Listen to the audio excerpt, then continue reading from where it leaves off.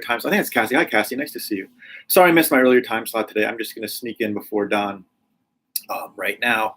Thank you for the hearts, Cassie. I appreciate it. So the one word. We're on one word. Oh, my hair. Oh, my goodness.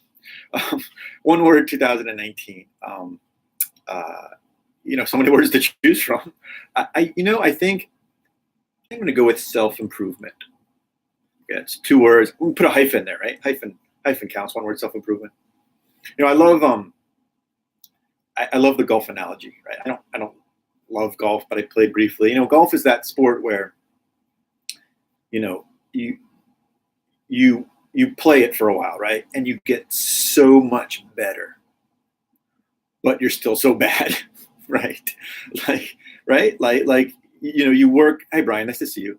When you play golf, you work so hard and you get so much better, and there's still so much room for improvement. And that's a great analogy for life, right? Like you work and you work and you work and you improve from when you're born until your teens and 20s, and you still have so much far to go. And then on your deathbed, there's going to be things to work on, and that's okay, right? Because there's always growth mindset. We're educators, Carol Dweck, all that. Like there's always room for improvement. And so I want to do this in three parts. One is things I've already improved on, things I've improved on recently, and things I want to improve on. So let's look backwards, right? What progress has been made so far, right? And when I examine my own life, and three things I've made a lot of progress on, I think. And one is, self-awareness. I think we've all been on that journey, right? Who am I? What am I supposed to be doing with my life, right? I know, Cassie, it's been a while. Nice to see you. We've all been there. And I think that journey's kind of over for me. I think, check that box. Like I'm supposed to be a teacher, right? And I wasn't always. I started out as an engineer. I was a terrible engineer. And it took years and years and work and blood and sweat and tears to get to become a teacher. And not just a teacher, but the right kind of teacher. I started out as a math teacher, I really enjoyed math. It turns out technology was my passion, and it took years and years and years to get there. So, you put in all of this work to self-improve just for self-awareness. That's one thing, but I feel like that journey's over. Like I'm tech coordinator. That's where I'm supposed to be. Second one is, believe it or not, Brian and Cassie who are watching, they know I talk a lot. Right? Newsflash, everyone on Past the Scope talks a lot. I could not put two words together through my 20s. I'm 48 now, and I didn't really have a real girlfriend until I was like 27. I was a real late bloomer, and I don't know. My speech just and then my speech just came around in my 20s, and now you can't shut me up. But my point is, it was hard being a young man, being a teenager, and really not talking, being very nonverbal. We had a very nonverbal family. We didn't talk at the dinner table. I had two scientist parents, which is very unusual.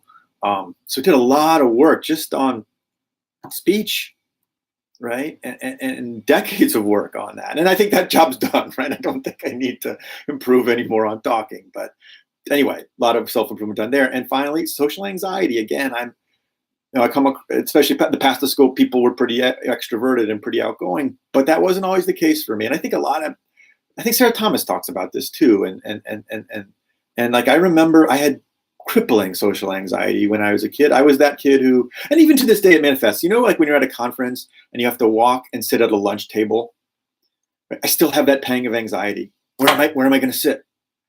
I feel that anxiety still. Now I'm an adult now.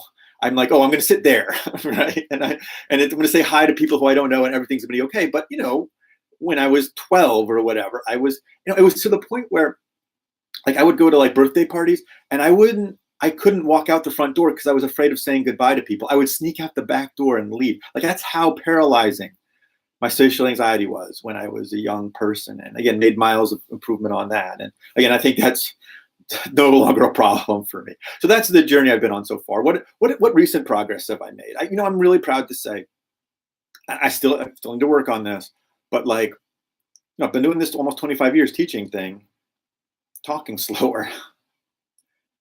It's a problem, right? I've probably gone a little too fast in this. Look at some of my old scopes from 2 years ago. Like, look at them. I'm embarrassed. I feel bad about how fast I spoke. I spoke like that in front of children for 2 decades, and confused some kids. And I feel bad about that. I'm not going to beat myself up over it. I did my best, but intention and impact. I had good intention, but I had some bad impact. And again, I'm not saying I'm done with that goal. I've made huge strides this year, hopefully on this scope. If you compare this scope to a 2-scope, that's why we do scope, right? To improve, right? Um, so speaking slower, not both socially and especially in the classroom. So that's progress, made big progress on that this year. And I hope to maintain that. I really intentionally slowing down and connecting with every kid. All right, what's on the docket? What do I still need to work on for self-improvement for 2019? I think self-control is something. I think self-control is a lifelong process. I gave the speech to students. I gave it to one kid this morning, and it's my standard. I asked them, how many things in life can you control? I think I said, I start repeating myself on Past the Scopes, right? Like I've said this before on Past the Scopes, but there's one thing, and that's yourself, right? And it takes a whole year, a whole lifetime to control yourself and to really do what you want to do when you want to do it the way you want to do it. And it sounds easy and it's excruciating, and we all work on it. We all struggle with it. And it's something that I want to continue to improve on. Another one is, and I've talked about it on Past the Scope, is releasing the outcome. Not getting frustrated about things when, getting stuck on, like, I want this to be the outcome. I want this problem solved this way. I want this idea to happen. And sometimes it doesn't. And rather than getting frustrated or angry or whatever, letting that go and saying, okay, not having goals, not striving for goals, but knowing how to fight for them. And a peaceful warrior, I just read Warriors Don't Cry, and the nonviolent message of that book is astonishing. I highly recommend the book. Just getting better at that. Again, I've made big strides, got a long way to go. And finally, criticality. Like, we're all tech people, most of us on this scope, and we're very critical thinkers, and that's great, except that when it gets in the way of relationships sometimes, and pointing out negative. And I really want to, it's cliche, but it's true. I accentuate the power of positive thinking, all that stuff. It's cliche because it's true, right?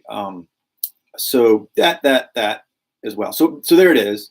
There are some things that I've improved on in the past that I think I'm done with, things think I've accomplished recently, and some things that I'd like to get there in the future. So, all right, with all that said, I'm going to pass the scope to Don. Let me bring him up on the schedule here. Let me take a look here. Looks like got a really packed schedule today. Looks like, as you see later in the day, a lot of people signed up. Looking forward to those. But for today, at 9:45 Eastern, that's in about 5 minutes. Old Don Sturm, love Don, met him in person at ISTE this summer, and look forward to hearing from him. Speaking of positivity and power of positive thinking, doesn't get much more positive than Don. Don, looking forward to hearing from you about One Word 2019. And with all that said, thank you, Past the Scope, and thank you for the opportunity, and we'll see you next time.